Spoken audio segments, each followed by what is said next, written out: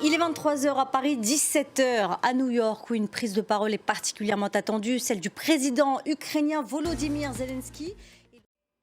Voilà pour les titres. Donc on commence ce journal avec l'Assemblée générale des Nations unies. Elle se tient en ce moment même. Les différents chefs d'État et de gouvernement se sont succédés. Bonsoir à vous, bonjour à vous de votre côté et de l'autre côté de l'Atlantique, Emmanuel. C'est une prise de parole très attendue. Donc, à quoi faut-il s'attendre ?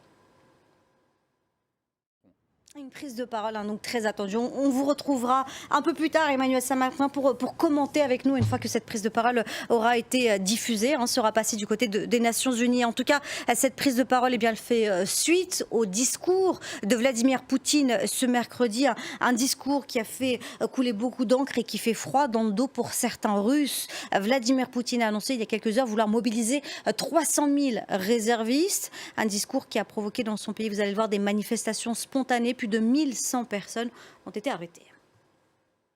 On voit sur ces images ces Russes qui sont tentés de quitter leur pays, notamment direction la Turquie.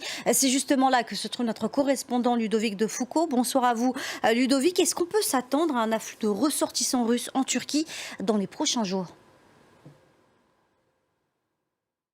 Merci beaucoup Ludo de Foucault en direct d'Istanbul pour France 24 et j'ajoute que ce soir la Turquie condamne les référendums russes en Ukraine qui doivent se tenir dans 4 régions sous contrôle russe, donc en Ukraine, des référendums qui vont être organisés du 23 au 27 septembre prochain. Voilà ce que l'on pouvait dire des tensions entre la Russie et les Occidentaux.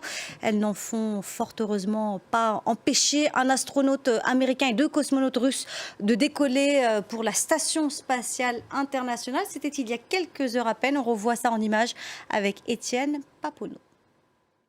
L'actualité de ce mercredi soir nous emmène en Iran où au moins 8 personnes ont été tuées dans des manifestations lourdement réprimées depuis la mort de Mahsa Amini.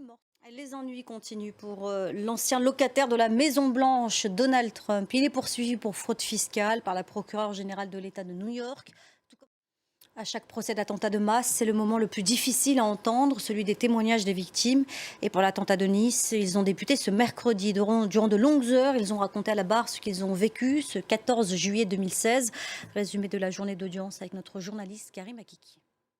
On sait désormais qui va mettre en scène la cérémonie d'ouverture des Jeux Olympiques de Paris. Thomas Joly, c'est son nom, 40 ans. Il a été choisi par les organisateurs, peu connu du grand public. Il est considéré comme un prodige du théâtre français. Regardez.